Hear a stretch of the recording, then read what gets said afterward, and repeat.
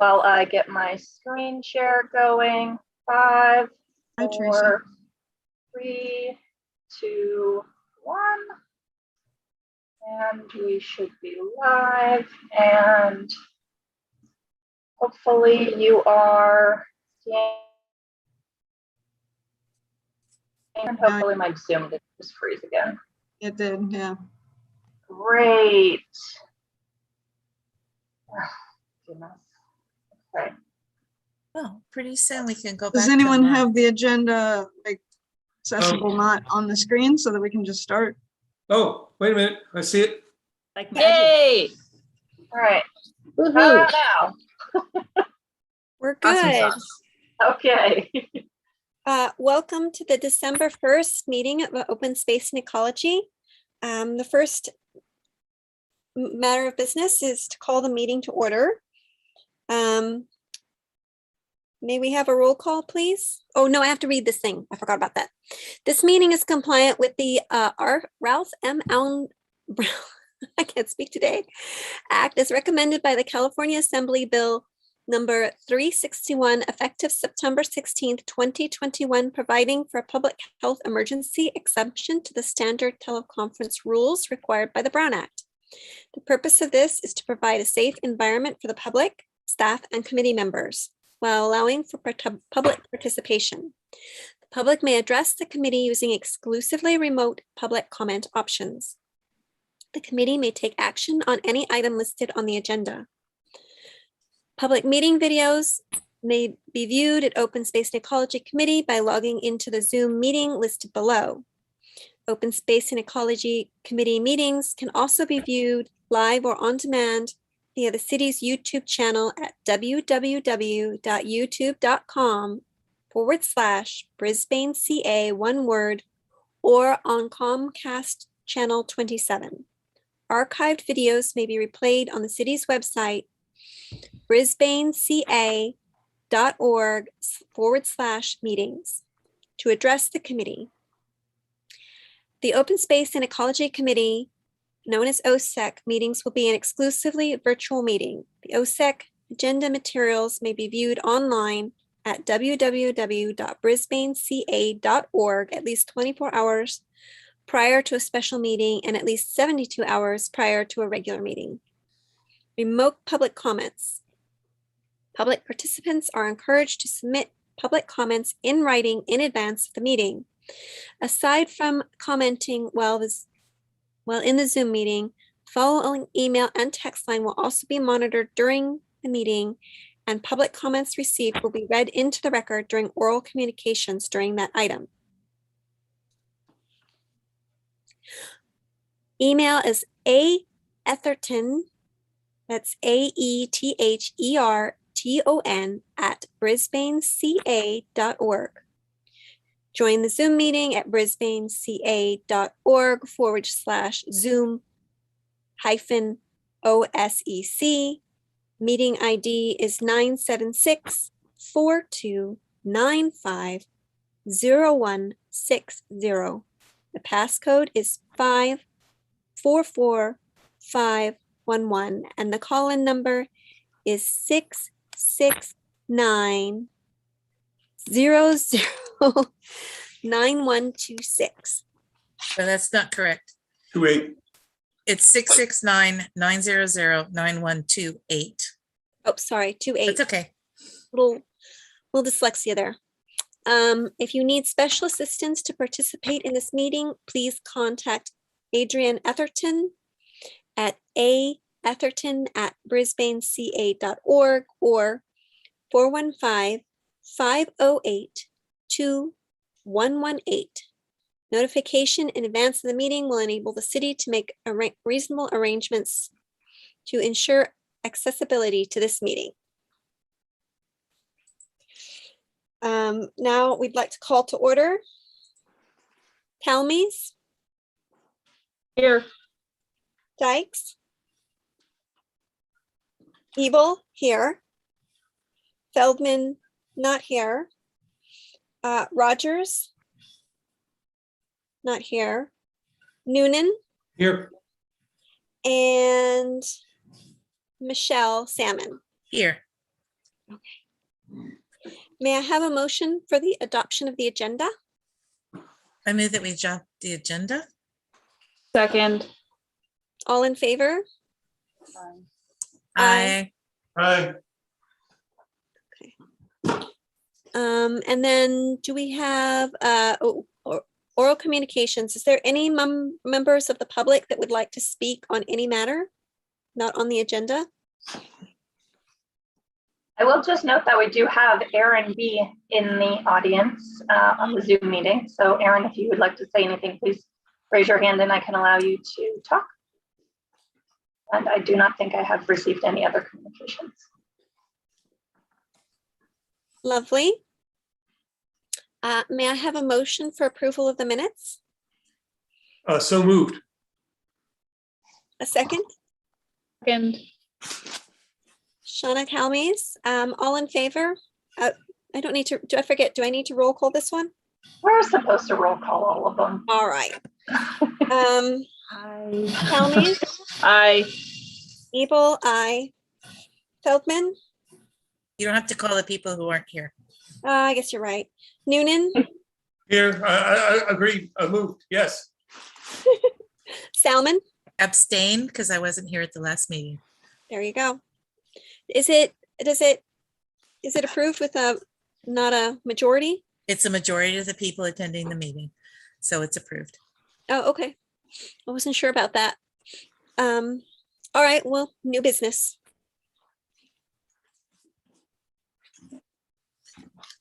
Okay. Trash talk time. I think most folks here know Teresa Montgomery from South San Francisco Scavenger Company, but she may be new for a few of you. Teresa is our essentially, as her shirt says, trash talker extraordinaire. Handles all thing waste and diversion, and she's been hearing a lot from Randy and I lately with SB 1383 coming up. So Teresa, I don't know if you have any slides. Do you want me to let you share the screen, or are you just going to be talking with us tonight? Just going to be talking. All righty, go ahead and take it away. Okay, so that means everyone can see me, right? Yay! Okay, awesome. So thanks for having me. I always enjoy this. Of course, I enjoy it more in person and hope that next year it will be in person, but hey, I will take what I can get. So this meeting always feels for me a lot like preaching to the choir. And I bring that up because I just want to say thank you for all that you do and for being part of the bigger team that worries about things that maybe not everybody else has the time to. So I appreciate you all. I will jump in with some highlights from our 2020 report to Cal Recycle, which Adrian and I and several others worked very hard on. It was submitted August 1st, I think, or right around the beginning of August to the state. And the highlights that I want to point out is, from what we calculated, there was 28,505 tons of waste generated in Brisbane in the year 2020. Of that 28,500, 6,718 went to landfill. So based on a population estimate of 4,621 folks in Brisbane, this means approximately 8 pounds of garbage per person per day. So take a minute to consider that. 8 pounds. Think about what do you throw away? What do other people in your household throw away each day? And if you piled it up, do you think it would weigh 8 pounds? Does that sound reasonable? It probably sounds high for some people and maybe low for others. To me, it sounds a little high. Anyway, it's far less than the state target for us in Brisbane. And it's, well, I don't know how it compares so much to other cities, but the landfill diversion rate, as I said, if we had over 28,000 tons that went to landfill, if we had over 28,000 tons total generated and only 6,700 and change went to landfill, that means that we diverted about 76% of our waste from landfill. So when you look at it that way, we've done very well. However, when you still look at it, the 8 pound average per person, you can tell that there's still room for improvement. So our goal remains the same as it's always been. We still need to focus on reducing the overall amount of waste that we generate. And then our secondary goal is to continue to improve and increase our recycling and composting efforts. For recycling, nearly all businesses who generate 4 cubic yards or more of total waste per week are participating in a recycling program. Now, that could be, maybe they're only participating in one recycling program for, say, cardboard. Maybe they're maybe they're participating in 3 programs. Maybe they're doing cardboard and paper and bottles and cans. It's hard to know, but we have almost every business is at least recycling something. There's still room for improvement though. Nearly all multifamily residential properties also participate in some level of recycling. All single family homes have a recycling cart. So I would say I feel very good about overall participation in our traditional recycling programs. I think there's always room for improvement because, like I said, I think we have a number of businesses who don't participate in all of the available programs. Maybe they only do the one that is the most important to them. For composting, it's quite different. We look at businesses who generate 2 yards or more of waste per week and whether or not they're participating in the organics program. We have about half of all businesses who generate that much waste participating, and we only have a handful of multifamily properties. Now, for multifamily, the state law does not yet require that they participate. They do require that yard trimmings not be put in the garbage, but they don't require that food waste be separated from garbage yet. And then, of course, all single family homes do have an organics cart. For compliance with AB 341, which is mandatory recycling of traditional materials, paper, bottles, and cans, and for AB 1826, which is mandatory organics recycling, we've done well, but there's a lot to be done. And the new law, Senate Bill 1383, seriously ups the bar. So if there's any questions so far on where we're at to date, let's talk about them now, because then I'm going to move on to this 1383, which is really, as I told Adrian, the elephant in the room. We do have a couple of hands up from Barbara and Michelle. I was going to say Michelle first, please. Her hand up was up first. Michelle, you're muted. I have a couple of questions. One is, what goes into the 8 pounds? Is it just household garbage? I mean, from households, or does it include businesses in Brisbane? Is it everything coming from our city limits? Or do you have a breakdown between households and businesses in terms of tonnage? Because 8 pounds seems kind of heavy. And then I was wondering how that stacks up against the pre-COVID numbers, because people are home a lot more and they're getting more packages and they're producing more garbage because of the Amazon effect, et cetera, et cetera. And have we made any headway compared to 3 years ago, 2 years ago, et cetera? So those are kind of my questions. And they're excellent. So the calculation on waste generated versus total disposed comes from a formula that the state uses, but it does incorporate everything. It's from everyone in Brisbane.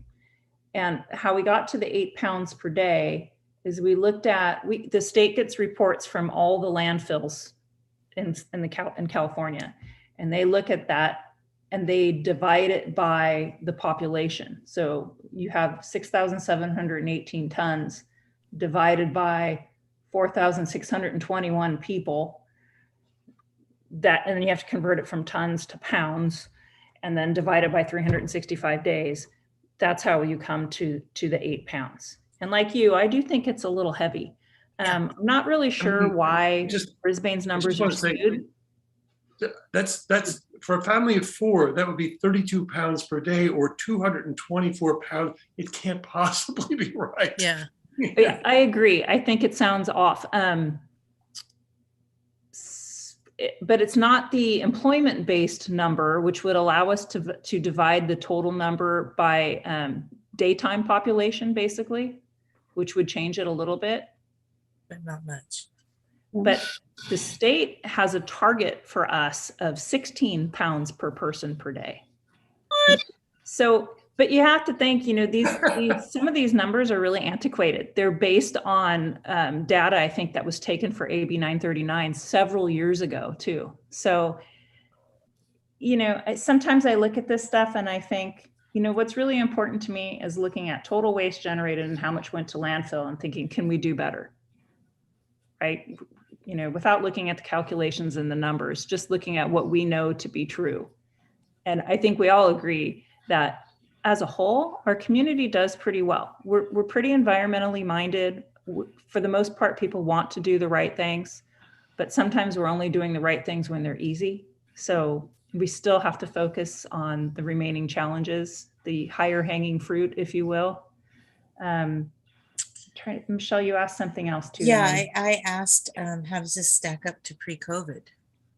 You know, surprisingly, or maybe not surprisingly, we haven't seen a whole lot of change. And I think it's because we had a real shift. If we were an entirely residential community, I think we would see a huge increase in the amount of waste that we picked up because of COVID and everybody being at home. Mm-hmm. But I think a lot of that is offset by a drop in businesses. So we got less commercial and more residential, and it ends up being, you know, somewhat of a wash. Yeah.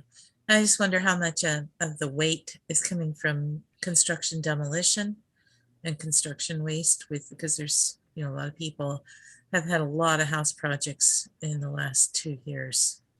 That would be interesting to know at some point. Yeah. You know, I'll make myself a note that I should pull up some numbers to see what came from, say, roll-off bins, construction bins. Yeah. And on the antiquated formulas and numbers based from the past, you know, from the state of California, I think that we should push on them to develop a more relevant, accurate formulations so that people can have realistic goals of how much individuals it's because we can look at a number like 8.5 pounds and I don't believe it. So I'm not going to work towards 5.5 pounds when I look at that if I'm just an average person, because it's not possible that I was doing 8.5 pounds.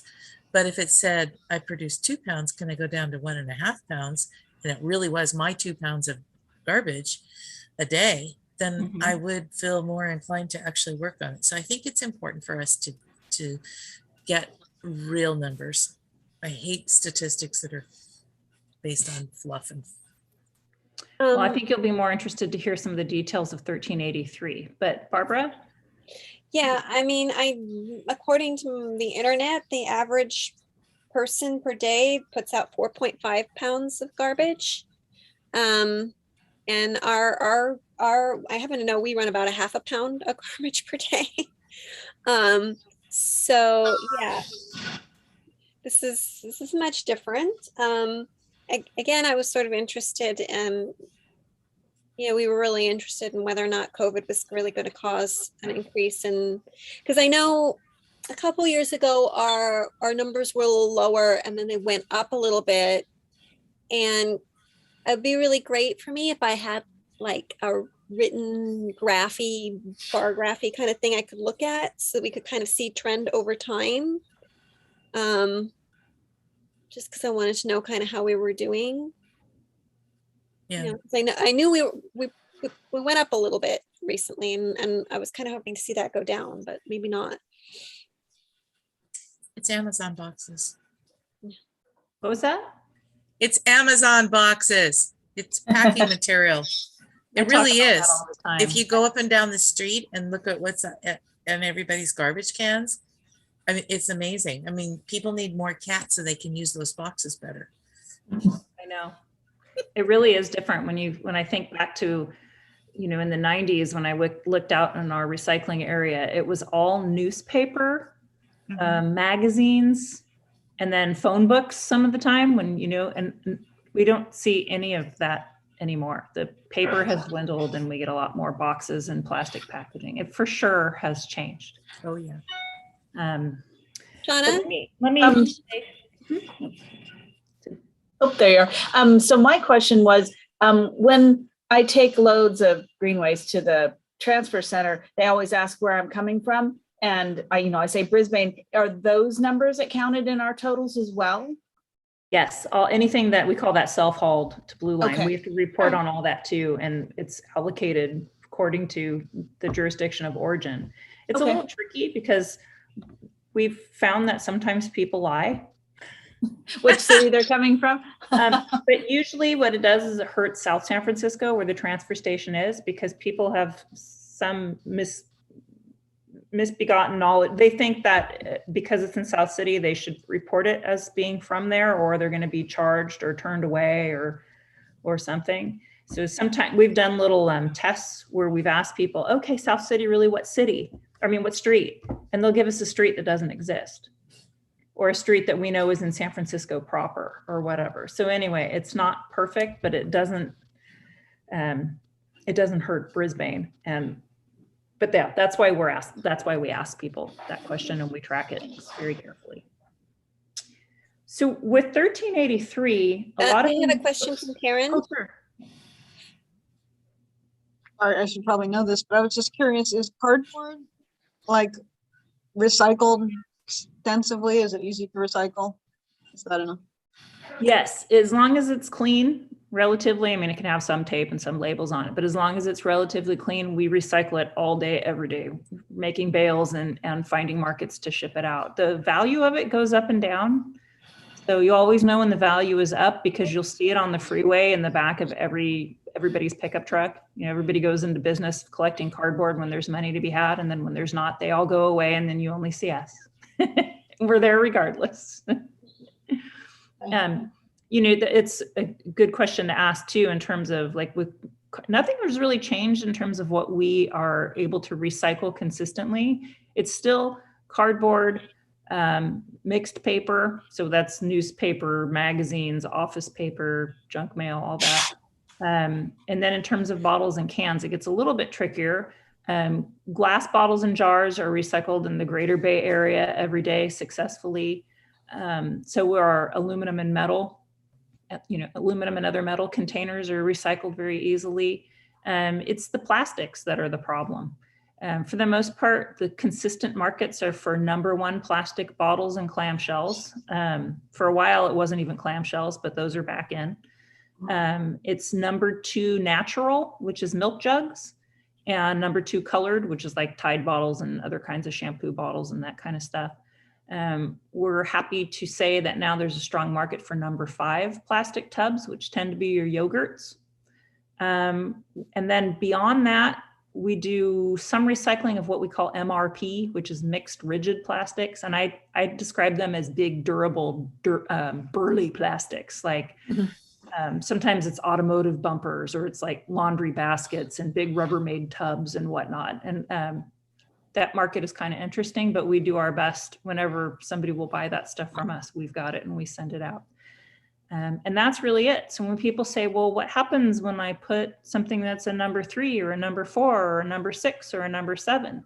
My answer to that is, unless it's lucky enough to get pulled up into an MRP bale, it goes to the landfill. So that was true. That's been true now for several months, those same commodities. And I don't really see any major changes coming for them. What are those numbers again? The ones that we can recycle? No, the ones that you can't. 3, 4, and 7, right? 3, 4, 6, and 7. 3, 4, 6, and 7. Yeah. 6 being my least favorite. Polystyrene, expanded polystyrene. It just is not good. Really hate the stuff. Is there any point in putting it in the recycling bin, or should we just, no? It's better off in the garbage. But the problem is, I wish I had sometimes I have props with me. The problem is, a #6 clamshell to most people looks the same as a #1. You have to really look to see that number, or you have to know that it's more rigid, it's more brittle. It makes a different sound when you crinkle it. But because it's hard for the average person to know, we just say put it in and let us worry about it. We'll grab it if we can, and if we can't, we won't. And I'm excited that we're in the process still of putting in robots that use lights and artificial intelligence to scan plastics and can sort them much quicker than human beings can. So we still have human beings on our line. We haven't let anybody go. We have plenty of work for everyone that we have, but we've added these robots that will allow us to sort better and faster. So that's kind of exciting. And eventually we will have a live tour and you can come see them. Yeah. Hey, Sometimes when I have too much cardboard, I put it in the green bin. Is that a bad idea? You know, if everybody did that all the time and we were picking up nothing but cardboard in the green bin, it would cause problems. But if you have, you know, we always say pizza boxes belong. Oh, in- yeah, they absolutely go in the green bin. And if yeah. you have a cardboard box that got left outside and it's, you know, Soggy. wet and started getting moldy, it too should go in the green bin. But it's definitely better to recycle than to compost. Yeah. So I would avoid it when you can. Yeah, anything with food stains on it, though, I go in the green bin, Yeah. like grease or frosting or whatever. And we are happy to pick it up loose. I just always caution people, you know, if you're going to put it out loose, make sure you have a few pieces so that they're heavy enough to not blow away. And it's best to not put them out on a super windy or rainy day. And, you know, put them out like that morning instead of the night before is a good idea. You can also take it to Blue Line and leave it there. Jason? Just super quick, I don't want to slow us down. A milk carton that's waxed paper but has a plastic spout on it, to me, what do you do with that? I'm thinking it's garbage. Is it recycling or is it garbage? That's another awesome question. So if it was purchased from the refrigerator section, then what we usually say is try to remove the plastic part and put the rest in the compost. Ooh, okay. If you can't, the compost facility, after that carton goes through the digestion process at our place, it gets hauled to a composting facility that will screen the material and process out anything that's a contaminant. Believe it or not, it will pull out those little plastic spouts. What I worry more about is the lining. I don't think the lining is great for the finished compost product. So I would be surprised if I wouldn't be surprised if within the next couple of years, the composting facilities say, you know what, we don't want that anymore. So the milk carton with the plastic thing, that's garbage or recycling or compost? It's compost, as long as it came from the refrigerator section. And I say that, I harp on it, because if you bought a similar looking container that's from, you know, the dry shelf, Tetra Packs container, yeah, those are different. You know, if you cut those in half, it's more than paper and coating. There's metal looking stuff in there. It's not the same. That's definitely trash. Thank you. Thanks. Sure. In scavenger territory, although that's not the case in every territory. It's true. Some of our surrounding areas take the aseptic boxes and the recycling. And it's one of those things that I go back and forth on, because I understand that there's a market for it if you can haul it to Mexico. That's the closest place. So if you haul it down there, they have, you know, equipment where basically my understanding is they use like a giant blender. They emulsify everything, and then the products that were used to make it separate by weight. And you can, in theory, take some of that and maybe compost it, take some of it and maybe recycle it. But after you've used a whole lot of gas to haul it there. Yeah. And then I'm not really sure how much electricity, how much water, how good they treat the labor. Like there's so many concerns with taking it outside of our country. I really feel like if we can't recycle it here, or at least within a couple miles or a couple hundred miles of here, then, you know, I don't like to tell people it's recyclable, because it makes them feel good about buying it when they really shouldn't be. That's my personal opinion. Hey, Jason.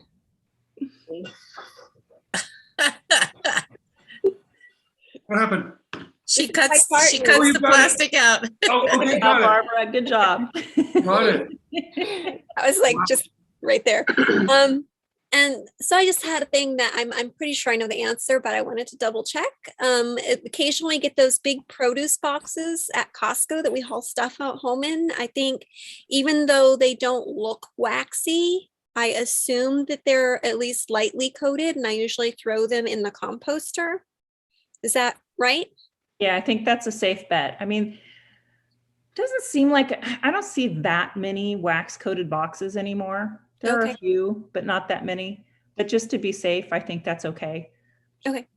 You'd prefer that over the recycling then? Yeah, if there's any chance that it's coated or has any food on it, Yeah, that's okay. good. All right, I think we'll let you get on now. Well, 1383 really is a huge topic, and you're probably going to get tired of hearing about it over the next several years. I'm going to try to break it down into digestible pieces for you. So what I'll say is the highlights of 1383 are: A, it aims to reduce the amount of organic waste being emitted as GHGs at landfills. That's the main goal. It requires the recovery of edible food from large generators. The County of San Mateo is leading that effort. So I don't have a whole bunch of details on it, but come January, any business that part of the law applies to is going to hear from the county. Could you say that again, what that part is? Edible food. So if you're a big cafeteria or food manufacturer, and you are throwing away a lot of food that is still high enough quality for humans to eat, they want you to donate it. Okay. So it's really tricky because if everybody donated everything right now, we don't have the infrastructure. No. You know, Peninsula Food Runners, the local food banks, whatever, I don't think they're set up to take what they could potentially get. And even if they could take it, I don't think they could get it out to the people who need it before it expires or whatever. So there's a whole lot going on there, but it's a really fabulous goal. Why should we throw away food when we have people who are hungry, right? I mean, this just makes so much sense. So are they changing any of the laws that surround liability in regard to, you know, food a Good Samaritan law was passed already a few years back that takes the liability off the donators. Okay, good. So yeah, that was bad during the 90s. And I think in theory, you know, most businesses that are disposing of edible food are paying for the hauling and disposal of that. So instead of, say, paying us to pick it up as organic waste or worse, garbage, they'll be paying somebody else to pick it up, keep it refrigerated, get it distributed to those in need. I'm not yet sure if there'll be more cost to it than that. There's a whole lot we still need to learn, but the spirit of that part of this law is really commendable, I think. Yeah. I'll bet there will be backlash, though, from different food suppliers and restaurants, unfortunately. There may be. Yeah, there may be. But it's pretty reasonable. It's not like saying, you know, hey, the local little tiny restaurant that has a little bit left in their salad bar, it doesn't apply to them. We're talking about people who have tons of food. Right. But you're talking about people who, I mean, think of the past of all the food that's been destroyed just to keep the price high. Exactly. 1383 also, it applies to virtually everyone everywhere in California. Everyone has got to separate their organic waste from landfill bound waste. So it applies at home, at work, in a park, at an event, at a school. It applies everywhere. There is some availability to apply for waivers, and there are some like low population waivers for cities that are extremely rural, but in general, it applies to everyone. In Brisbane, I don't expect any waivers to be given, or very few to businesses for any of this. 1383 defines organic waste not just as what we typically put in our green cart, which is yard trimmings, food scraps, and food soiled paper. It also applies to fibers, so paper and cardboard, even when they're clean. It applies to wood. It could also apply to other organic items, textiles, clothing, socks, carpets, anything that is totally organic. But there is some forgiveness if there's no infrastructure for composting or recycling those items. They don't expect us to sort those into a bin if our company and others have no choice but to take it to a landfill. But those items are included in their definition. And so we're working towards being able to recover as many of them as possible. SB 1383 also requires more uniform bin colors and signage throughout the state. So I always like to tell people, you know, when you're driving around through the state of California and you see the little red sign that says stop, you stop. What if that red sign was not red? What if it was purple with green stripes on it? Would you still stop? Maybe not, right? Because you might not recognize it for what it is.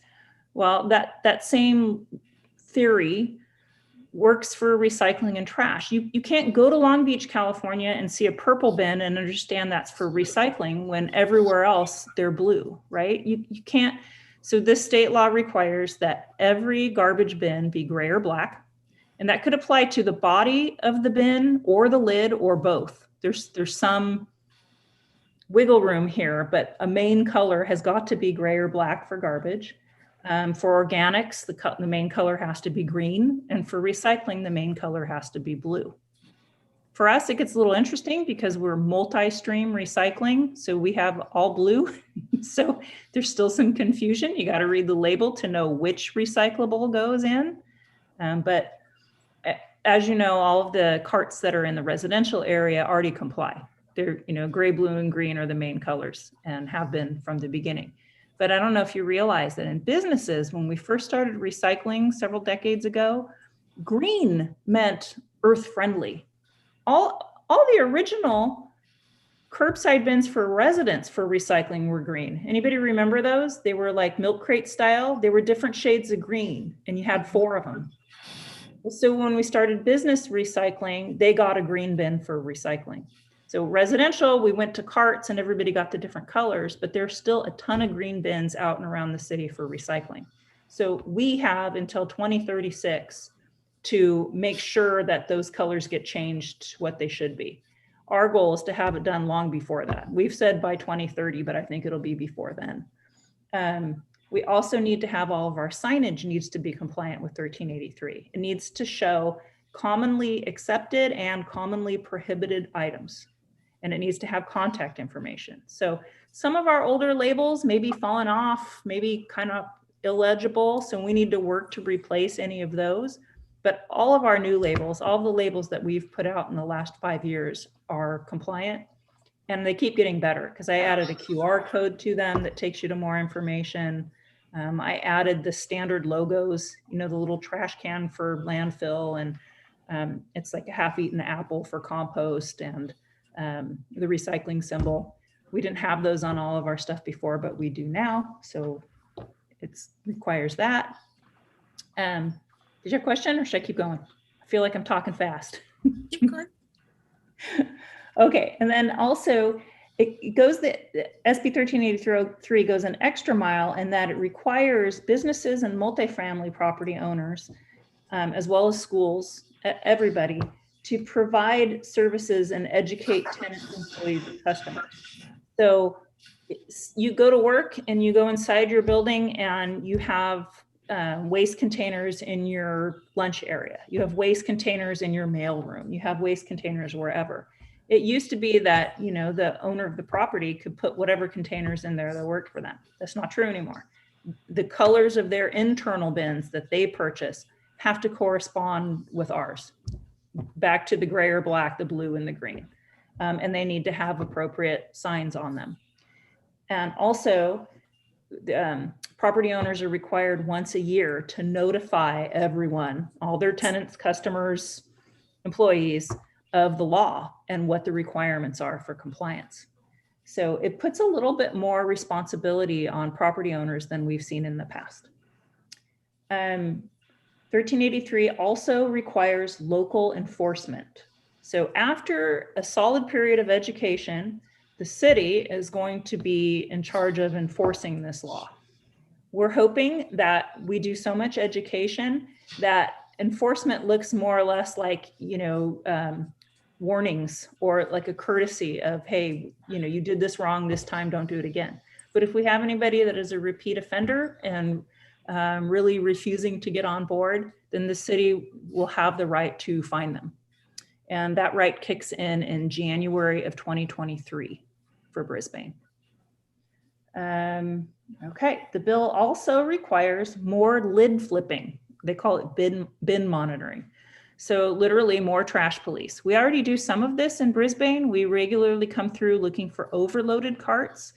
We do that to try to limit the amount of litter, try to keep the raccoons and the crows out, that kind of thing. But now we're going to be doing a little more. We're going to be doing more of it, and we're going to be looking more for improperly sorted materials. So we're looking for that banana peel that's in your garbage or your recycling. We're looking for the glass bottle that's in your compost. We're not going to be breaking bags and throwing it all on the ground, but just, reasonable visual monitoring. And if we see a problem, we'll document it by taking a picture, and we'll leave you either a courtesy notice that says, hey, we picked this up for you, but please don't do it again. Or we'll leave you a corrective action notice that says, we left this, please fix it. And if we have repeat offenders, I believe the city will follow up with a letter that says, hey, we were notified that you did this. Here's the photos. We're serious. Please get on board. So I'll be working a lot with Adrian. And then let's see, a couple other things. It also requires us, South City Teresa? Scavenger. I had a quick question, but Shauna Calmes also has a question. Okay. You want to go first, Barbara, or whatever? Go ahead, Shauna. See if I can remember what my question was.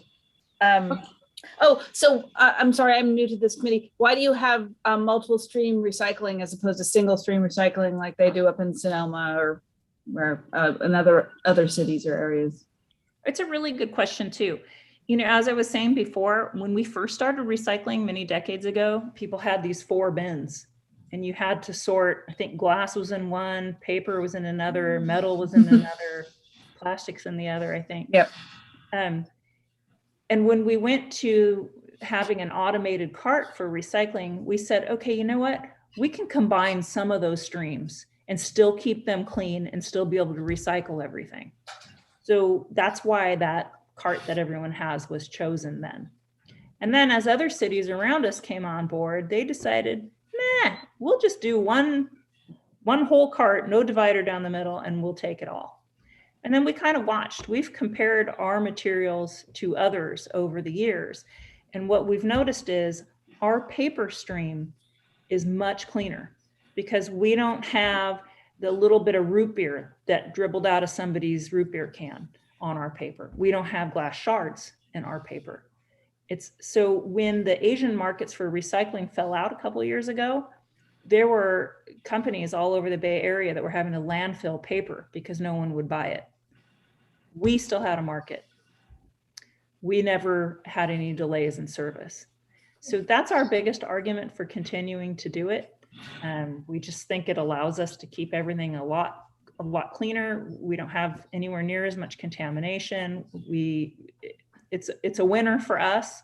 We kind of wait, and we kind of wonder if some of the cities around us might change back.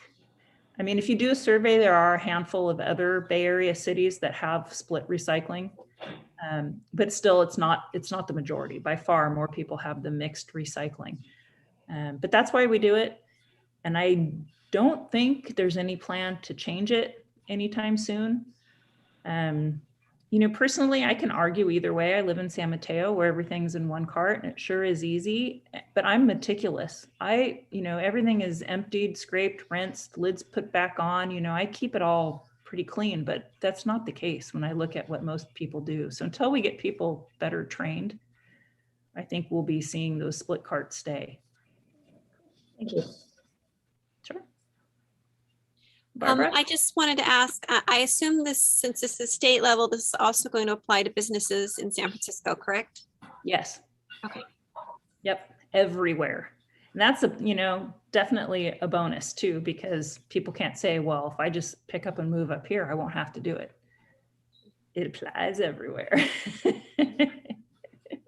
So actually, one of the challenges that I experienced and still experience is recycling wherever you are. And this happened when I was still working in Walnut Creek, and we had a big initiative to educate everybody on what should go in where and what bin and yada, yada, yada.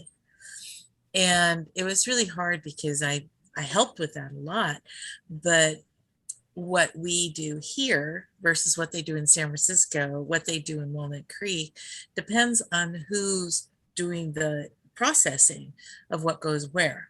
Mm-hmm. And at the time I thought it would be brilliant to have, QR codes associated with each carrier or each garbage company that would tell you, like you'd scan the QR code before you decided which bin your marginal item would go in.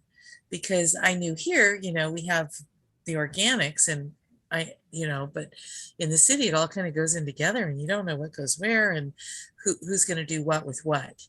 And so I think it would be really, I wish somebody would develop that, kind of a whole system of like, you scan your item or you scan where you are, like when you see the And it 3 tells you. bins, and it tells you which bin your item goes in.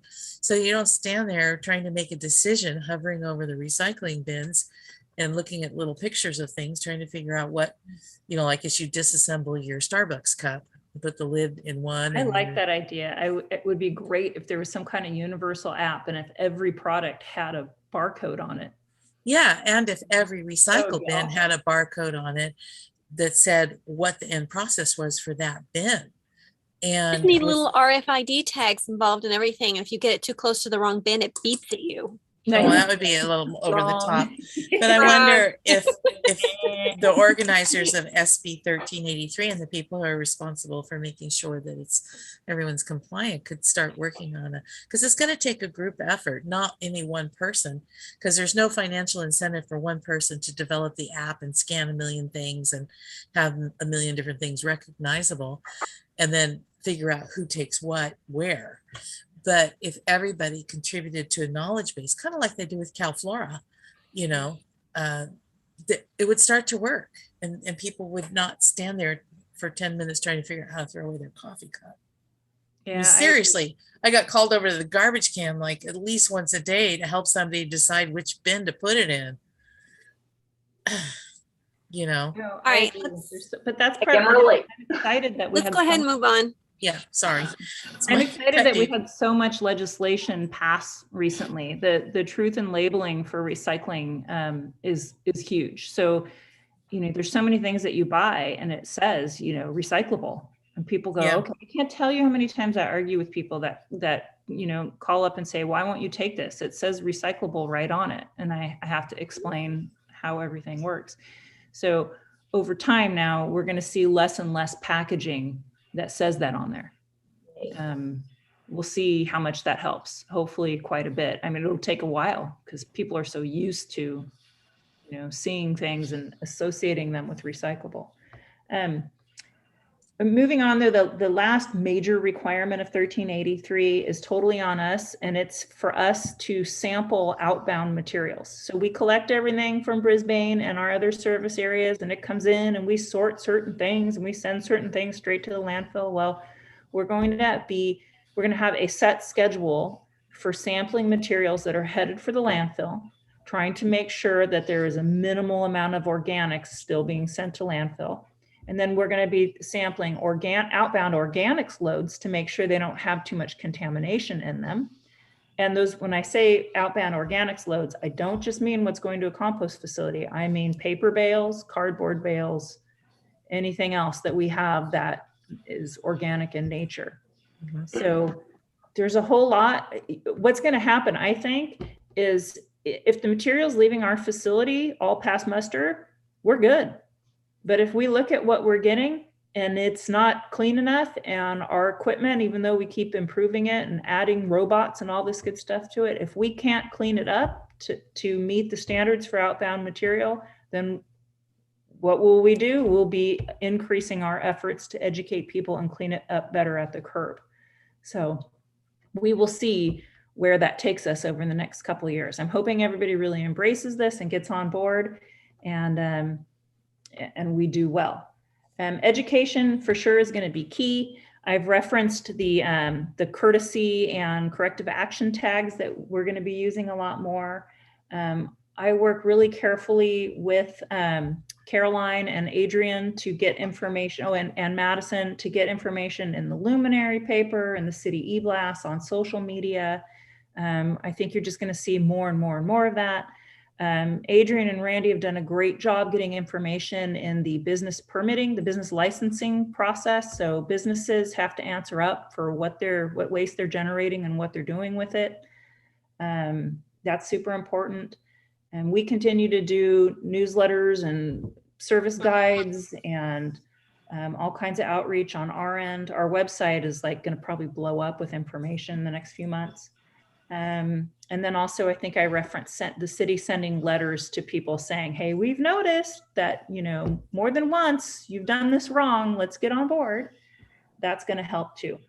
So, you know, in closing, I want to address a couple things. We already talked a little bit about the COVID factor here and what it's changed, but I will throw into that too, that, you know, the increase in single-use disposables because of COVID, you know, people having to take a bag when they go to the store and not being able to use a refillable cup and all that. There's been some effect there, but in a few months, the city will have the new foodware ordinance that comes into effect. And I think that's going to help because we're going to see a lot fewer single-use disposables being used. And those that have to be compliant with a big long list of rules, which is kind of exciting. And Adrian. I did. I didn't want to interrupt you though, but I did want to touch on some of the other 1383 requirements that we have to do on the city side of things. So I'll go ahead and let you close, or if you're ready, I can go ahead and jump in now. We only have one other thing that I wanted to put in because I thought you might ask about it. I know that litter is a huge concern for everyone. And I've been in a couple places where people have talked about an increase in litter on the main drag here on Visitation. And I've got plans to work on it. We were talking about it in a Chamber of Commerce meeting recently. But I think that both the foodware ordinance and SB 1383 may help with that, because you're going to have businesses that are required to have better and more visible receptacles for the waste that they create. And they're going to have to potentially use different disposables. So I'm hoping that will help some, but we have yet to find out. And that was really it. I think I touched at least a little bit on everything I wanted to. So please fill in, Adrian, there's a lot. Well, I'm not going to go into too much more detail on the things that you covered, but since we're already going into 1383, I think it's helpful for folks to hear about what some of the other aspects that we need to work on and are a lot on my plate are really around kind of closing the loop on the organics processing. So, you know, we're expecting to see a lot more material going to organics composting. And what the state wants to do is really see that there's an end market for material. So as a city, as a jurisdiction, every jurisdiction around the state has procurement requirements. We have to procure, I believe it's like 0.8 pounds per person or something like that. It's a formula based on the city's population of organic materials per year, which can be in the form of compost, mulch, renewable natural gas, biogas, and I think maybe there's one other category that I'm forgetting. Those are the big ones. We are extremely fortunate in Brisbane to have Scavenger with their digester and renewable natural gas, because that is going to cover a very large portion of our procurement requirement. But let me tell you, staffs in jurisdictions around the county and around the state are freaking out about this requirement, because the amount of compost that most jurisdictions are going to have to buy. There was an analysis done for Foster City. If they spread every open area in Foster City with a 1/4 inch of compost, they would still not be able to cover their compost procurement requirement. So it's a really big deal, and it's going to be very interesting to see what is going to happen with composting markets as this all starts to roll out. We had a very interesting discussion at RICAPS last month about how we as a county might tackle this together and work with some of our local farms to find places to put compost, because there just is going to be a really big deal to get it, to source it, and to figure out a place to put it. And then the other aspect is our purchasing. Every paper material has to have a minimum minimum recycled content now. So copy paper, toilet paper, paper towels, the whole 9 yards. Every piece of paper product that we procure as a city has to have recycled content, and we have to track a whole lot of records for all of this. So it's going to be, frankly, a little tedious, probably, I'm expecting, but you know, all for the better good. But it is going to be a lot rolling out in the next few months and years. Are you ready for Michelle? Yeah, Adrian, what do you mean exactly when you say spreading compost everywhere? What do you, I mean, what compost are you talking about? I mean, finished compost that you would. Finished compost, who finished it? What's the quality of the compost? This could be an environmental disaster all by itself. I mean, so if you think about the compost that we get back from Scavenger when we do our annual compost giveaway, that's what we're talking about. Finished compost. This is not necessarily a great idea. Well, I didn't make the law.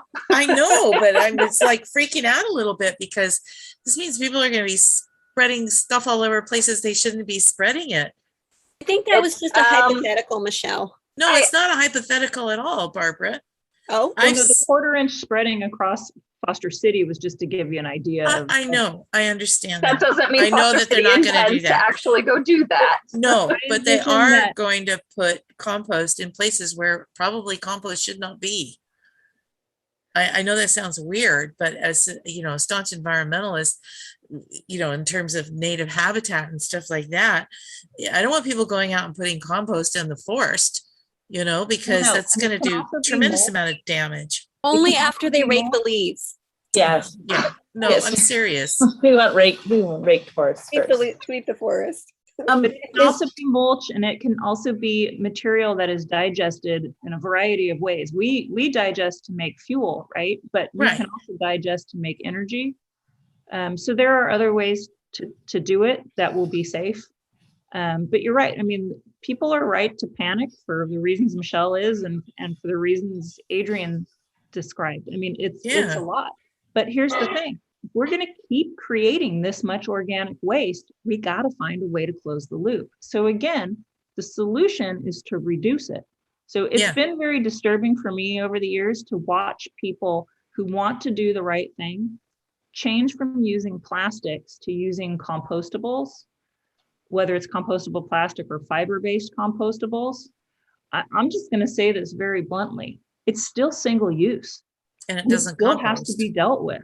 Nobody wants your single use anything. It's a problem that nobody wants to have. So our biggest solution, I go back to how I started my presentation, like nothing has changed for us. We need to focus on reduction.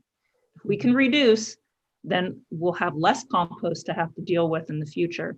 And we need more technology. We need more digestion facilities. We need to find other ways to deal with this. Mm-hmm. Doesn't my hair look nice? I've gone to using Viore. It's a bar shampoo and a bar conditioner. I love it. Bottles. Nicely done. Mm-hmm. But that's just one little drop in the bucket. No poo? No poo. No poo, girl. No poo. I love it. Okay, well, with that, I feel like I've loaded you guys up with tons of stuff, but I really look forward to following up and having better things to report, exciting things to report next year or before. Like I said, maybe by Earth Day. Teresa, I love your passion about this, and you make me feel passionate about it too. Thank you. Thank you. Actually, before you go, I just noticed that we have a hand up from Erin. So I'm going to go ahead and ask Erin to ask her question or comment.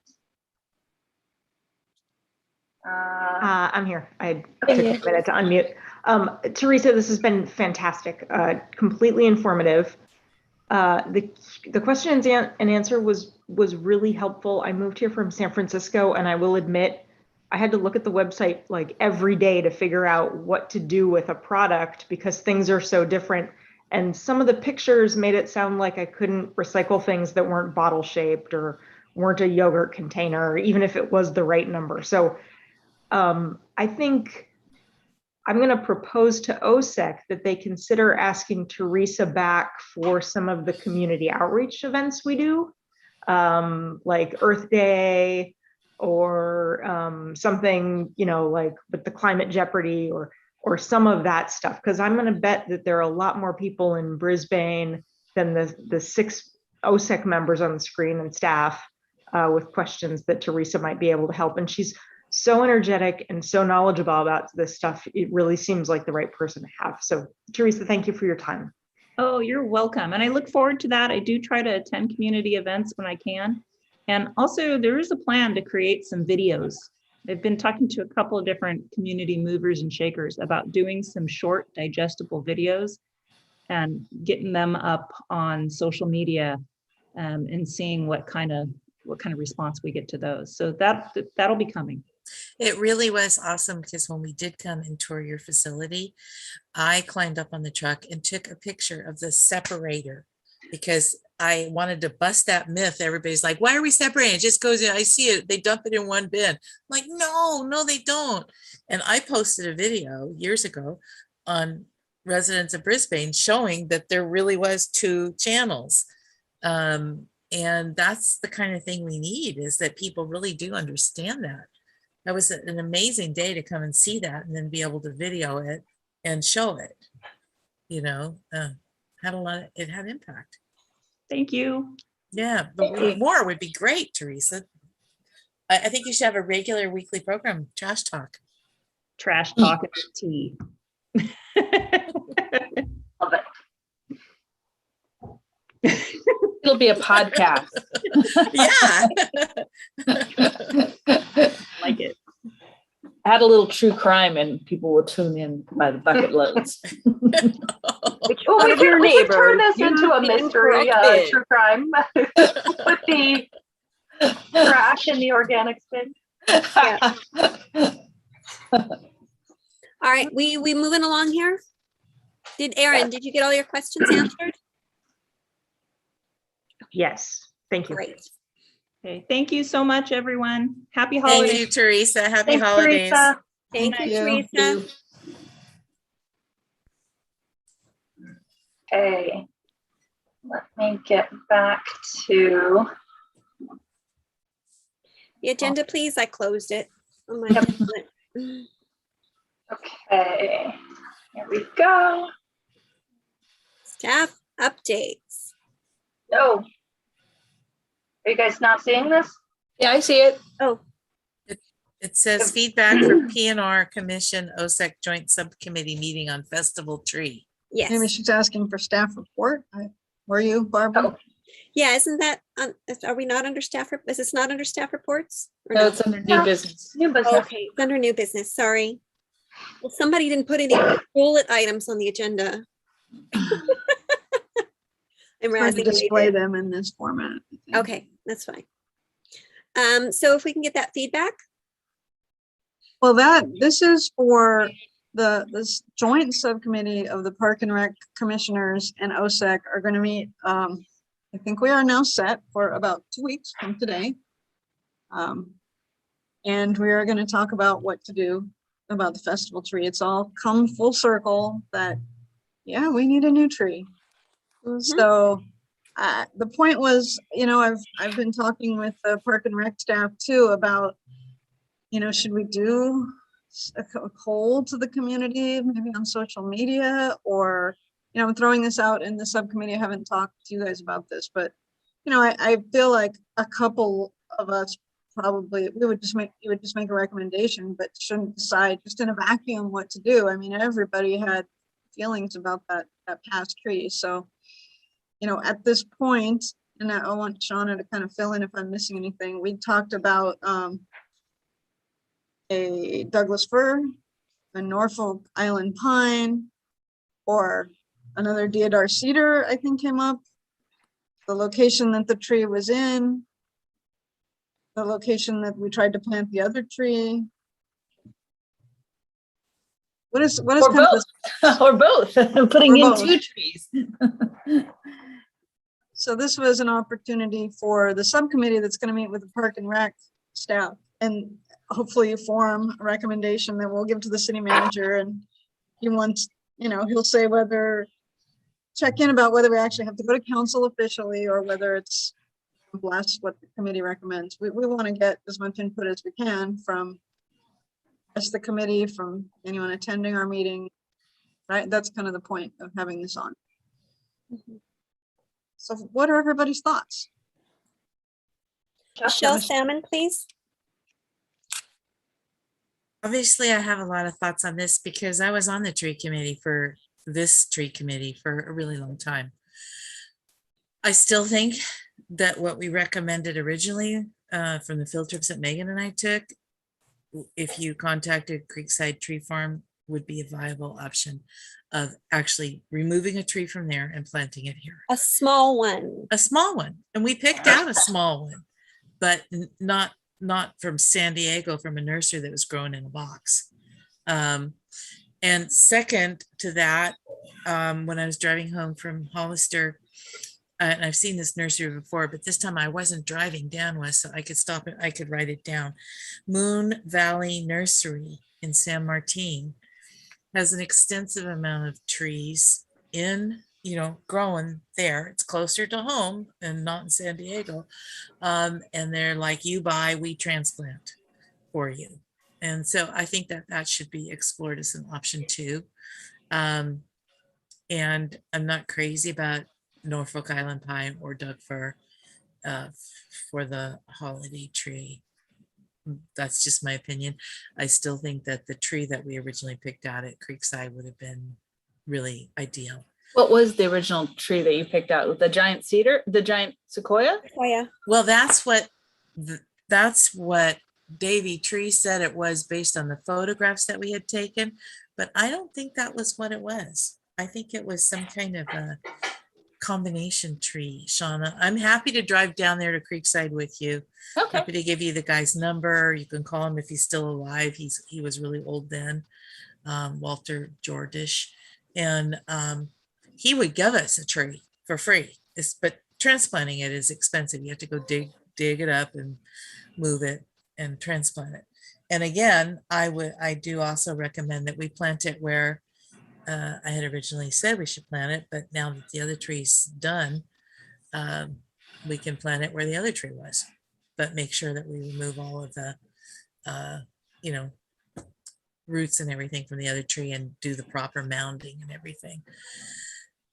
I think that this tree wasn't just damaged by rain-ageddon. I think that the roots got probably some root rot from the nicked irrigation line that killed the other tree, because water flows downhill, and that was downhill from it, downhill in terms of water flow.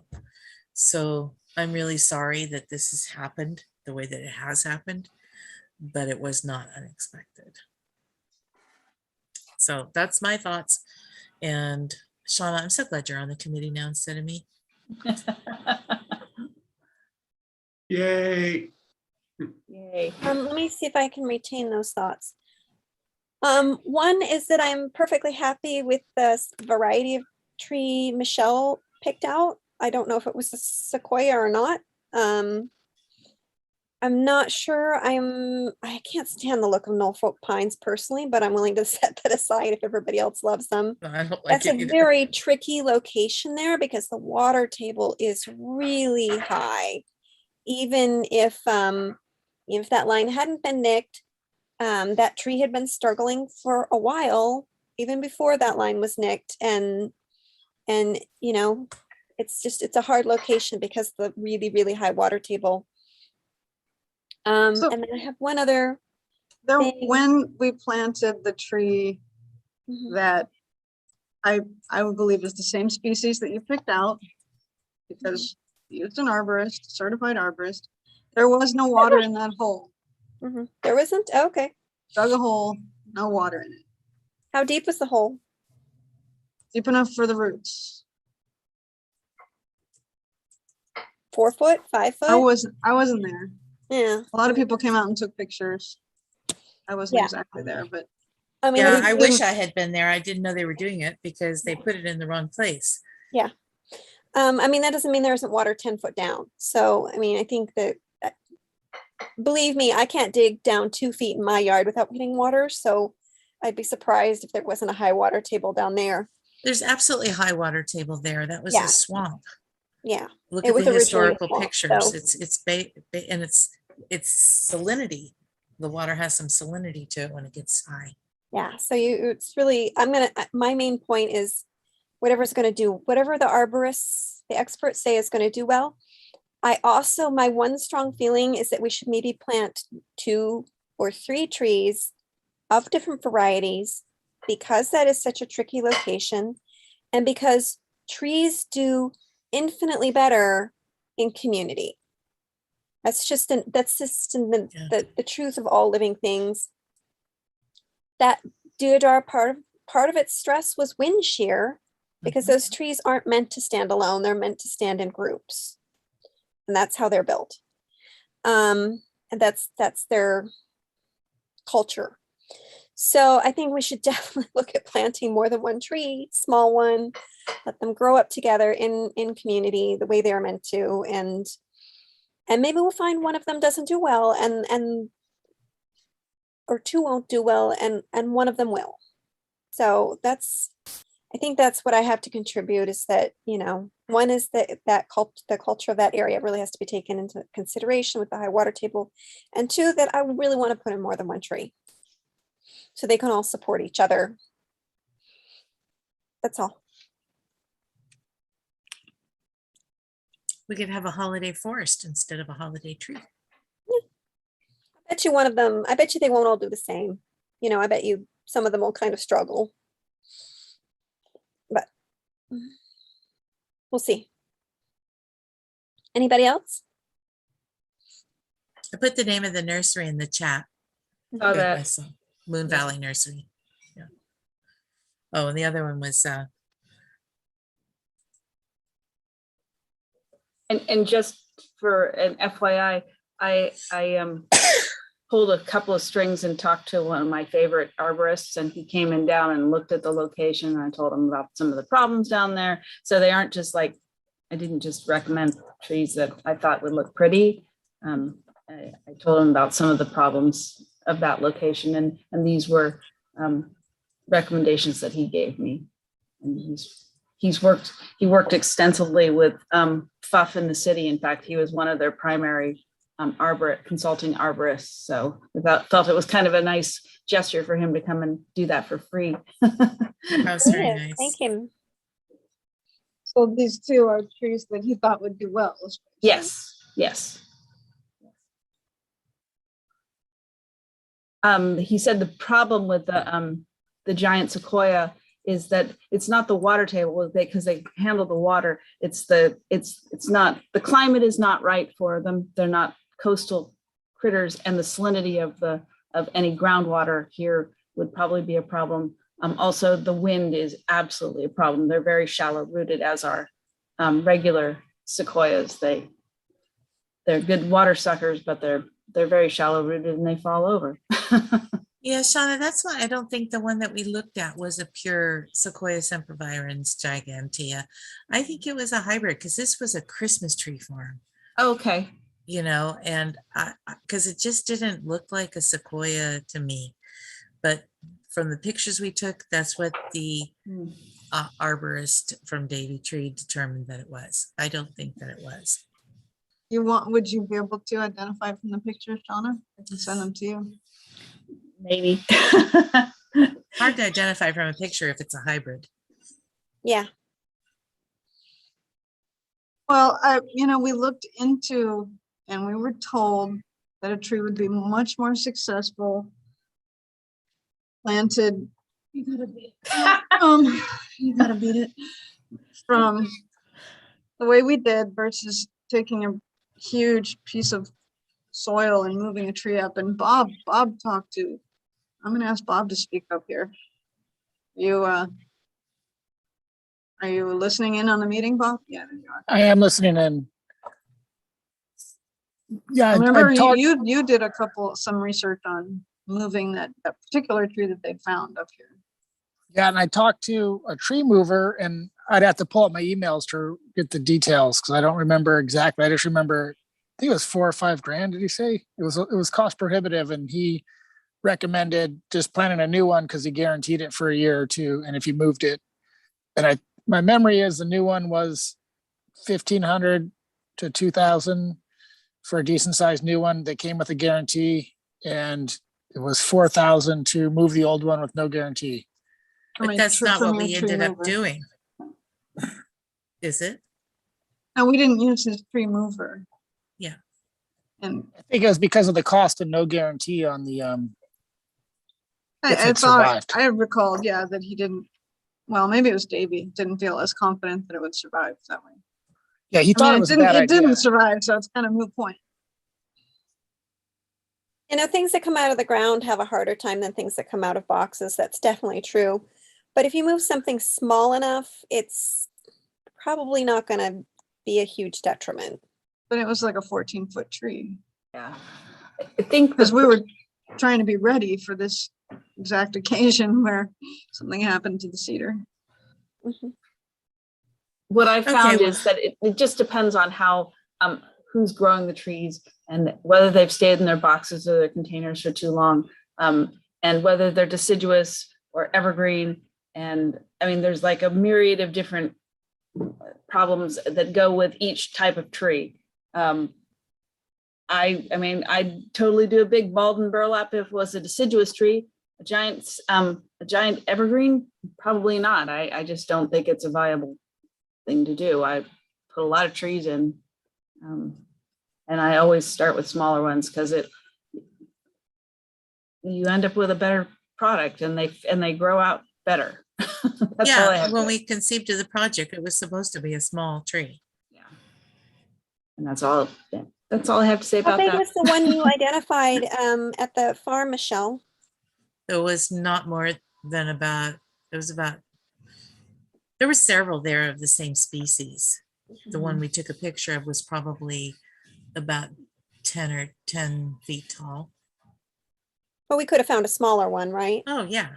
Yeah. There's not any that are much smaller than 8 or 10 because it's been a tree farm for, I mean, there hasn't been a tree farm for 6 years. So the trees have grown, you know. We should go there, Shauna. Well, Yeah. I mean, there's a lot of factors, sure, but that was the one you picked to move. Mhm. And instead we found one. And either way, neither was going to survive with the water starving the roots of oxygen. Mhm. No, let's stop talking about the dead tree and move on. Yeah. Okay. Anybody else have input? Oh, you already moved on. No, I meant input for the new tree. Let's Right. not keep. Yeah, that's what I meant. So, and Jason is staying, he doesn't. What do you want to see down there, Jason? How do you feel about the tree that's? Oh, I'll go with Michelle on this one. Good by me. I'm not on the committee anymore.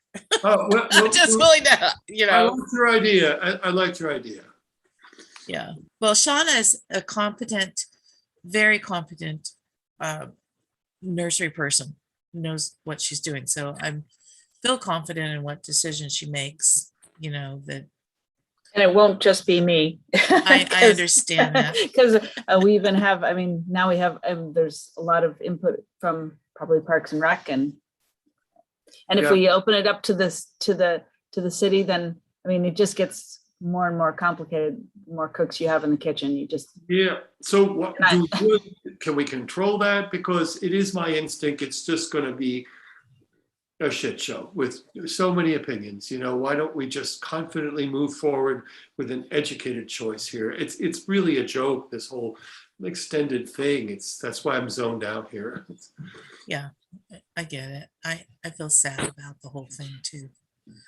So that was a question from me, and the thought was a poll, not a wide open, like everybody tell us what they know about trees, which is kind of what's happening here tonight. And there are a lot of different opinions I'm hearing. It was like, do you want a tree here or there? Do you want this one or that one? Because the community all has a lot of feelings about the tree that is, needs to come out.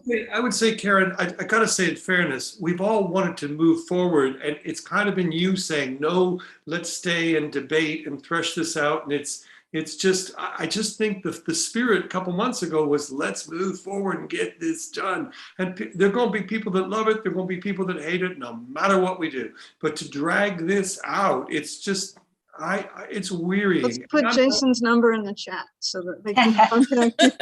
Well, it is hard because, before it was like, oh, we love the old tree, and then, okay, so you love the old tree. Well, guess what? It's not going to last long. Well, we thought it would last a little longer, but it didn't. And then there was all this discussion on Facebook about, well, we should call in more arborists. We're sure we can save it. We're sure we can save it. And I'm like, no, you can't save it. And finally I had to pull out the goddamn, the botanist card. I mean, I did get my degree in botany. It's like I'm not uneducated about trees. Okay. I mean, and this one is not going to survive long. Right. Okay. Yeah. I went down there and I pointed and out Barbara Jim Kang. horticulture, and Shauna's an expert. And so we're gonna ask, not an expert. Nobody likes experts anymore. Sorry, but you are a subject matter expert on this. we're gonna move from that to polling the amateurs on this, and that's gonna get better if we start bringing in everyone's amateur opinion. Come on. Okay, you know what? God, it felt like, don't attack me. I'm gonna say this. I'm not gonna like it. Shauna asked me if we could. Shauna, hey, let me talk, Jason. I did. Jason, I think you guys can't even tell each other's talking right now. You asked my opinion, and I said I think we should take an educated heard it. move on. I'm gonna add that Shauna asked me if we could save the deodar cedar. Everybody's got coming from different places about it. Okay. Right. And it's not. I don't think anyone. One person does not know everything. No. Yeah. Between and then us. nature will fool us again, even if we think we know it. Yeah. We won't. So. And I would say, Shauna told me that Douglas fir is native to California.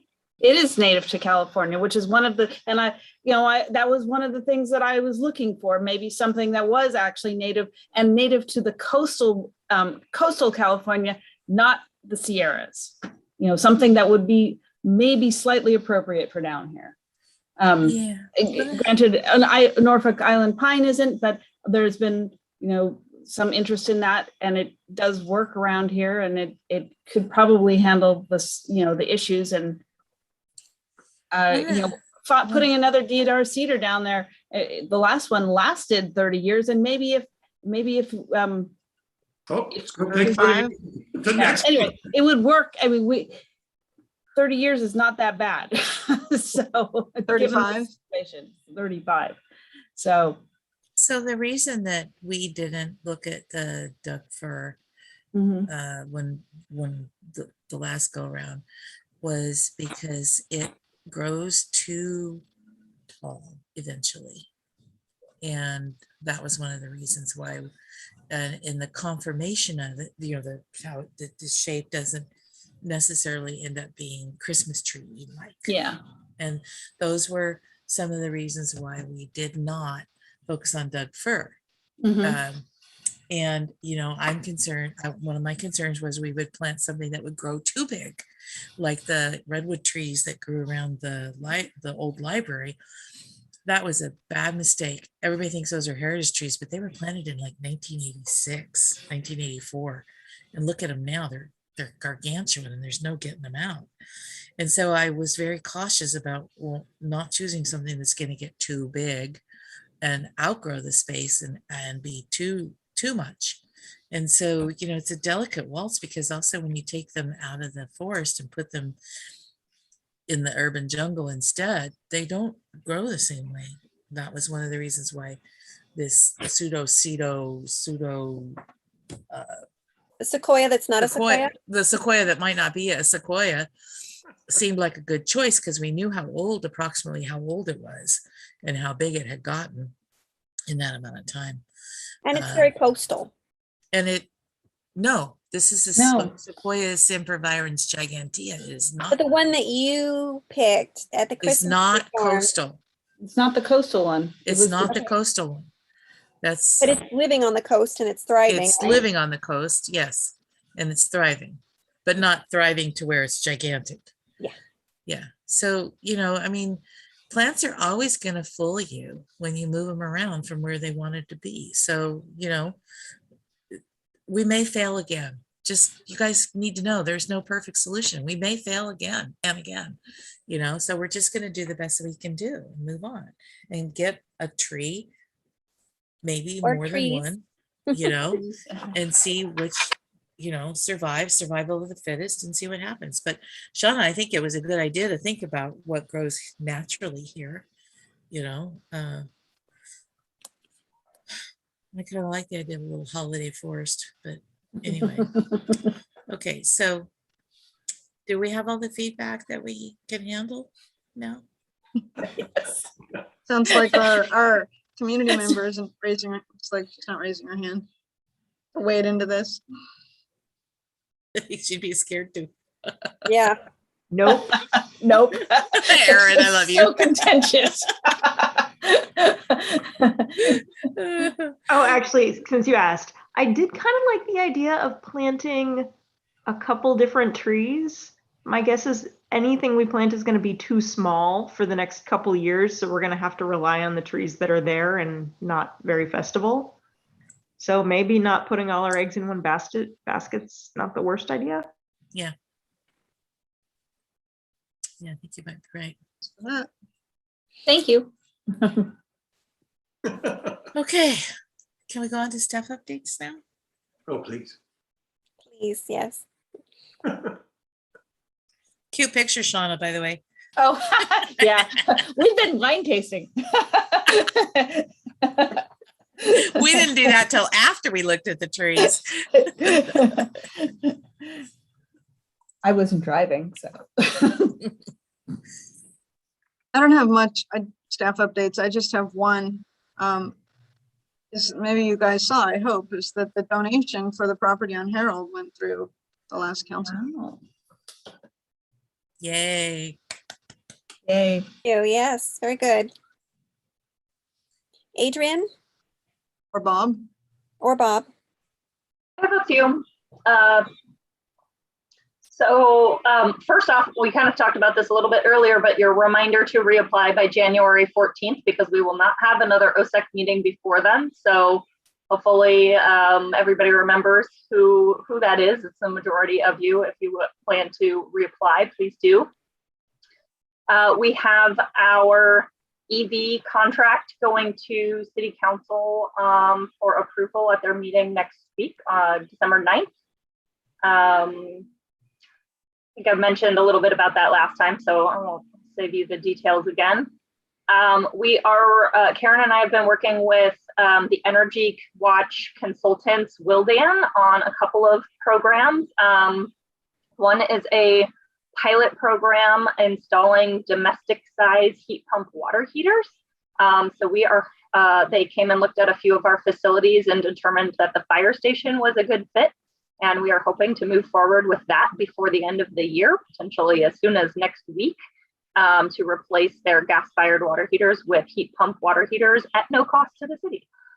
And the other project, which is much farther out, is that we are looking again at a heat pump water heater for the pool.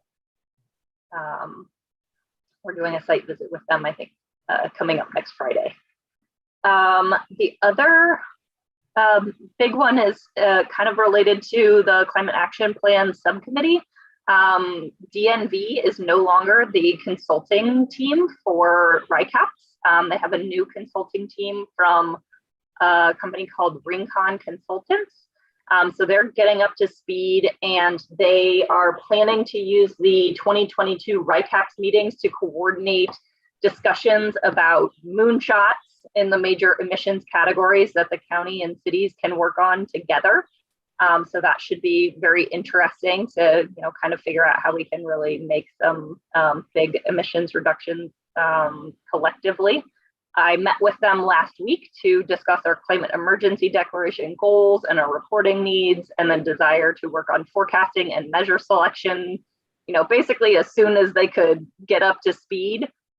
They seemed open to potentially meeting with the CAP subcommittee in January. So I'm Great. expecting to hear back from them this month and, you know, hopefully be able to coordinate making some progress early next year. And then I will save that one for the subcommittee updates. And just kind of a heads up, my availability in the next couple of weeks between now and the holidays might be a little spottier than usual. So send me an email if you need to. Might be a little slower to reply. I have a little bit of a childcare gap, so we are juggling things at home, and I will be working as much as I can accommodate and trying to keep up with everything. But my apologies if things seem a little slower on my end. Hasn't that kid learned how to answer the phone yet? Or type. Working on the typing. I answer the phone and just say, I want this over and over again, but that's all on my list. I think Bob Great, how about had a couple. Yeah, so to start, San Bruno Mountain is having, the San Mateo County Parks Department is having a Habitat Day on San Bruno Mountain Saturday, December 11th from 10 a.m. to 1 p.m. So I put the link in the chat to sign up for that if anyone's interested. We are doing a Habitat Day on January 15th. It's going to be the planting day. So we will have, we'll be advertising that shortly. And so that will also be on San Bruno Mountain and Owl Canyon. And the garbage you guys had mentioned up underneath the water tanks was taken care of. So those are my updates. Thank you. Oh, I'm sorry. I was supposed to do this for one of those items, volunteer planning day. And I did want to note, Bob and Ariel and I were discussing this date. This is actually Martin Luther King weekend, and we decided to do that and kind of pitch it. Martin Luther King Jr. Day is often a day of service for a lot of folks. So we thought we might kind of do some marketing around the idea of getting out and being of service in your community, and maybe that will help us to bring out some new folks. Yeah.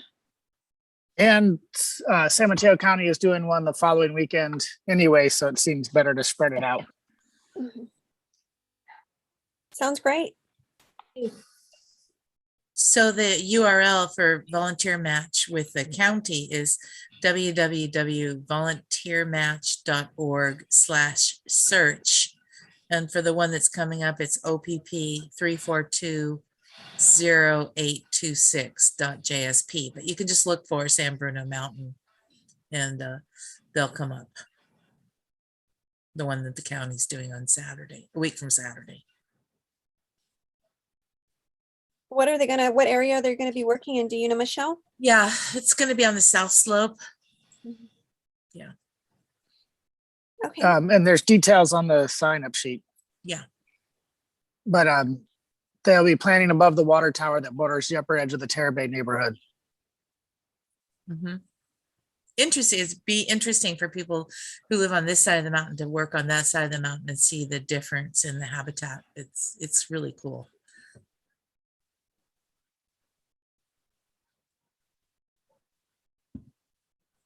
What's the next one? I ready. think we're on subcommittee reports. Climate Action Plan has not met. Events, have you guys met since the day in the park? No, but obviously Bob has taken care of our first Habitat Day. Yay, Bob. Yay. Thank you, Bob. Baylands Subcommittee. Outreach. Education and outreach, please. Oh, sorry, I skipped them.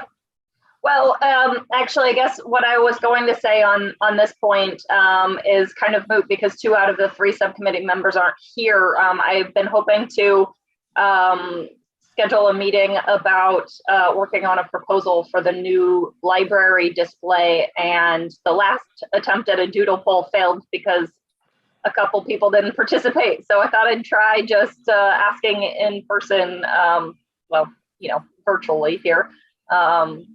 But I guess we'll go back to a doodle poll and see if we can come up with a meeting since Mary and Glenn aren't here anyhow. Yeah, Baylands Subcommittee Dykes and Rogers are not here. It Does hasn't staff met have anything- anyhow. It hasn't met. Staff doesn't have anything to say to that. Open space plan update. Michelle, anything to report? Well, actually, I was going to ask Karen where we're at with it, because Mary and I have completed our work on this phase. By the way, I think the open space plan update should really be understanding subcommittees, because once we take care of this part of it, we want to go ahead and continue working on updating the whole plan. But Karen, do you have an update of where we're at, where we felt we were ready to present to council? We had talked about it being ad hoc.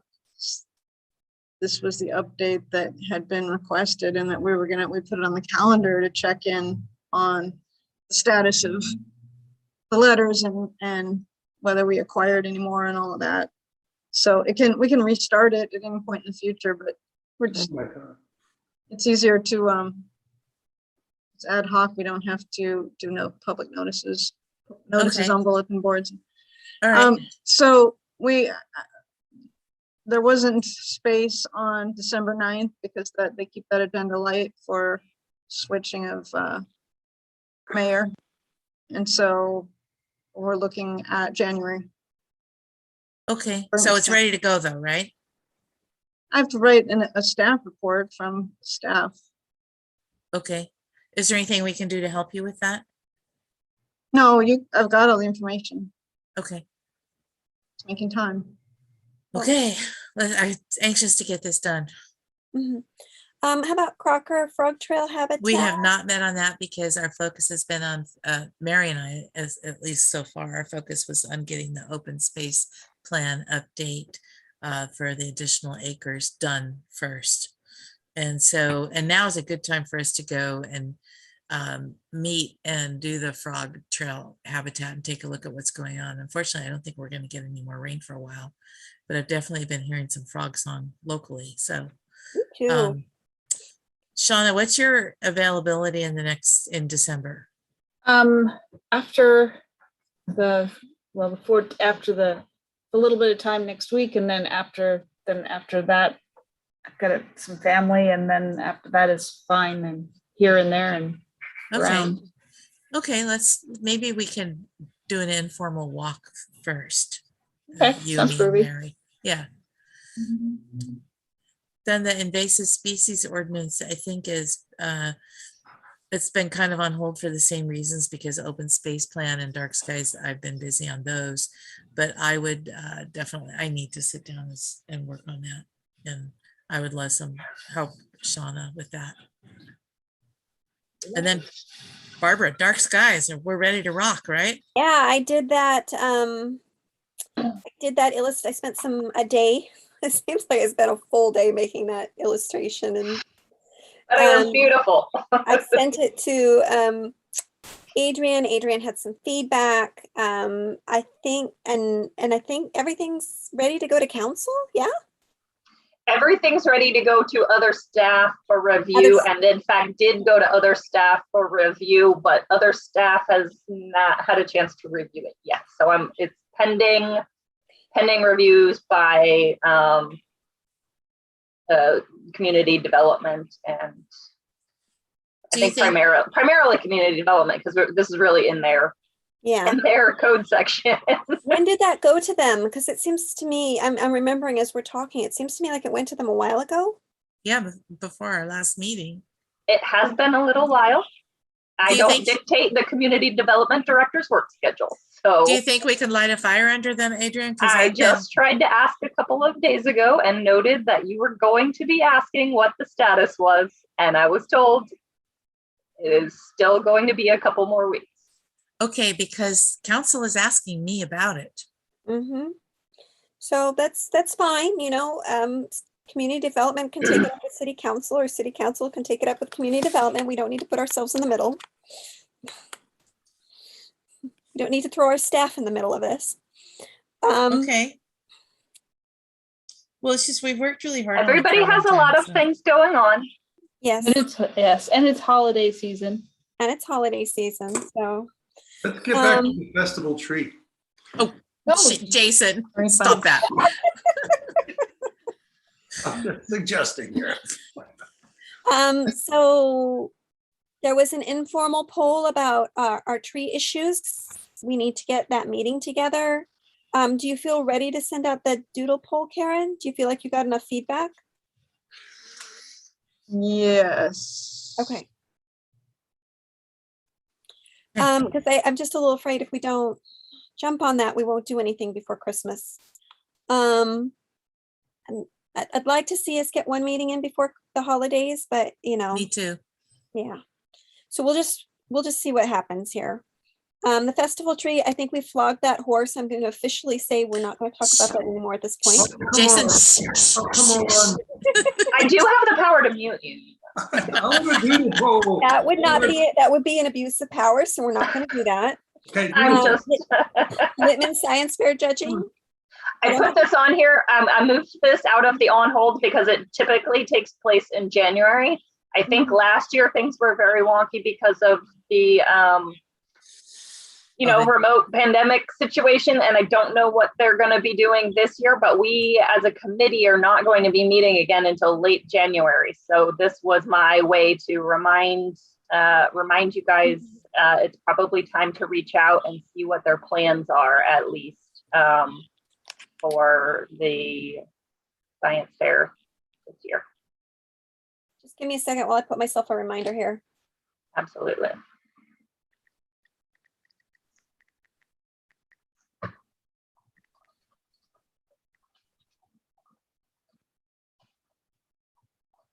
Okay, done. Invasive species, what does that say? Inactive subcommittees. Well, we don't need to worry about those. We don't need to worry about those. Invasive subcommittees. All right, calendar items. I left that in there as a reference in case we needed it, but here is what I am anticipating for the 2022 calendar. Everything basically in the meeting topics and star articles columns are italic because they are tentative at best. Often they get moved around, but there are a few things that we reasonably anticipate will be happening around that time. And standing items that will need to take place, etc.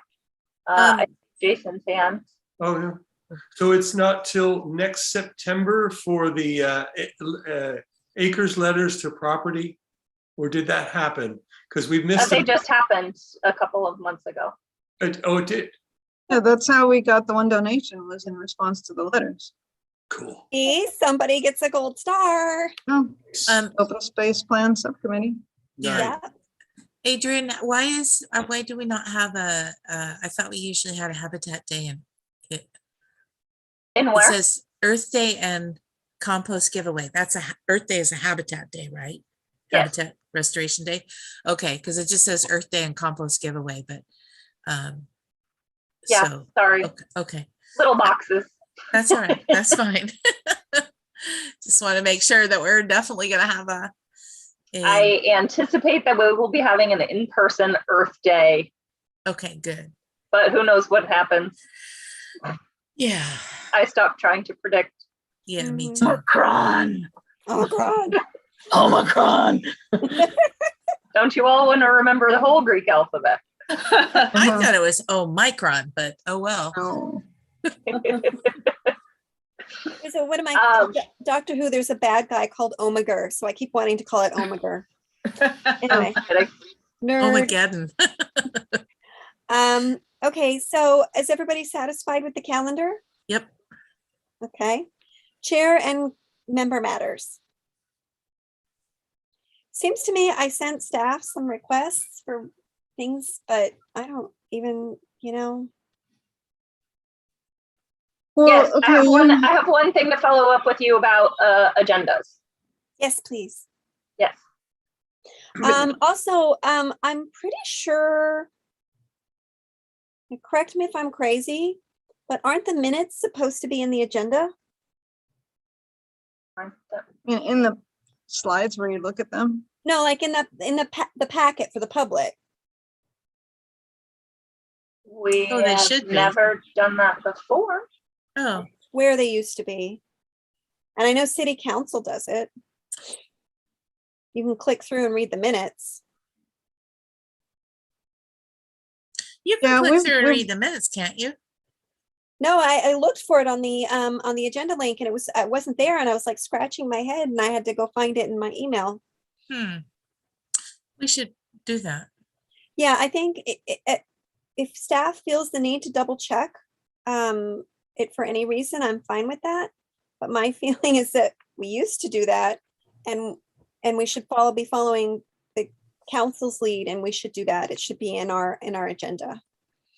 So we're not emailing our agenda to that full email blast list. No, but it is on the site. yeah, So it would be good. I know that they can't be posted on the site as minutes next to the little video until they've been approved, voted on and approved. But it would be good to have them in the agenda packet when you click into that as something that needs to be approved. I think is that a horrible, hard thing to do? Yeah, we haven't I don't know. We typically have a new posted. system that's all wonky. So Pardon?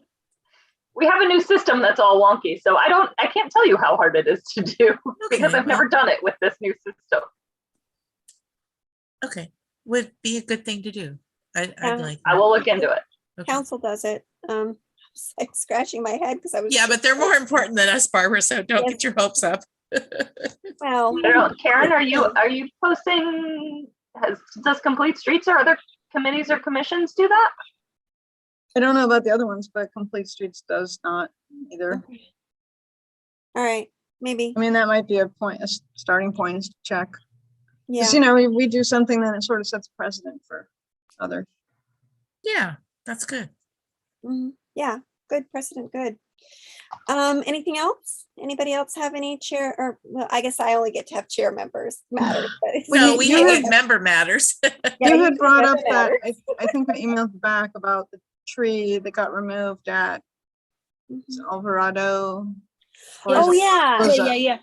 The thing what I said got completely construed. So I was gonna go out there and take a picture. But there are several poles existing out there, and if they could just reroute the lines to one of the existing poles, I didn't think no way was I talking about dropping a new pole in. But I'll go out and take a picture and send it to you and see if that makes it easier. I do have one chair and committee. Wait, we're still on member. this though. Oh, We're still on okay. this. Okay. PG&E won't do anything for free. I had an experience long ago with, if you guys are familiar with when we widened the 800 block of Sierra Point between Humboldt and Glen Park. And one of their utility poles was basically where the curb is, and they were required by the franchise agreement to move it. The curb goes through around the pole. They would not move it unless we paid. So I don't know. I don't know if are we out of locations to plant trees, or I know a smaller tree doesn't do as much, but what about a smaller tree and shrubs in that location? And maybe the money's better spent planting Yeah, no, more I thought it trees. was worth asking, but if you've had that personal experience that it's not worth asking them, then I think depending on what everybody else says, I could probably drop it. I do not think they would do it for free. I feel pretty strongly that they wouldn't. It's just it's a nice spot to put a really big tree, and we have so many places that just aren't appropriate for big trees. So, Well, how much does it cost to have PG&E do that? Because we have money in the tree fund to do that, to replace the trees that were cut. Well, I guess I thought we were talking about a new pole or two. That's what I answered Barbara. So I don't really know, but maybe then it's low 5 figures. It's not, they're not cheap. They would, who knows if they have to engineer. To move the lines. Yeah. I mean, no matter what tree we pick there, those lines are going to be an issue. So then it's basically picking a tree that can handle the kind of top pruning that would require it to be, limbed up from the bottom so you get enough vision through the bottom, and then still have a fairly nice canopy without it looking like it's been topped. that really limits the amount, what kind of tree we could put there by having those wires dead smack across the center of it. Yeah, maybe you send a really polite email to PG&E and be like, look, you can spend the money moving the lines, or you can spend the money trimming the trees for all perpetuity, you know? Is it in Brisbane that I've seen the ones where they're just hacked out the middle of the tree with the Oh, lines? yeah. I've seen them all over yeah. California. Yeah. Karen. Recently, I've seen a few though. Yeah, there's a lot of U-shaped trees. Painful. Mhm. So.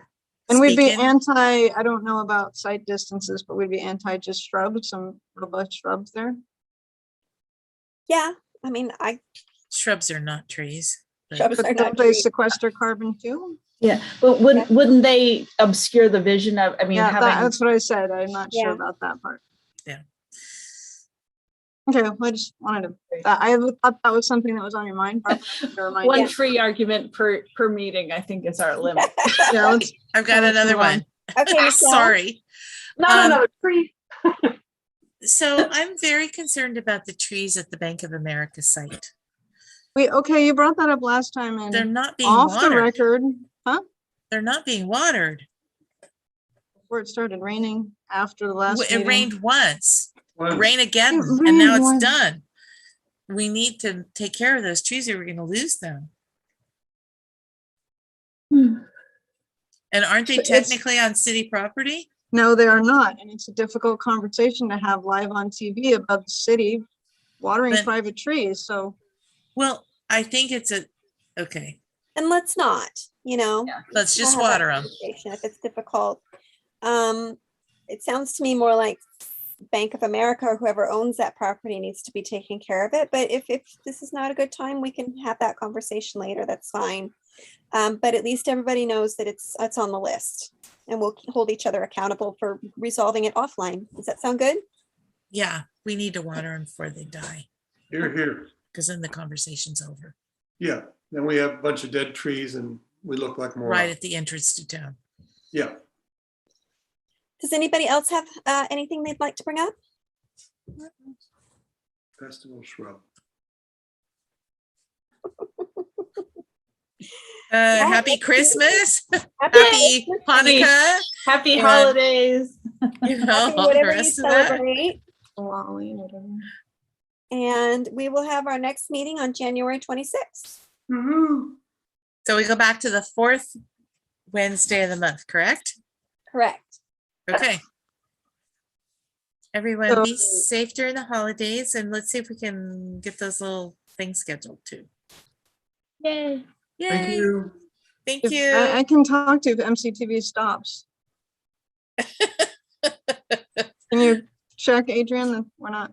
I don't know if I hit the stop live stream button here, if that is sufficient, but I will try it. Andy,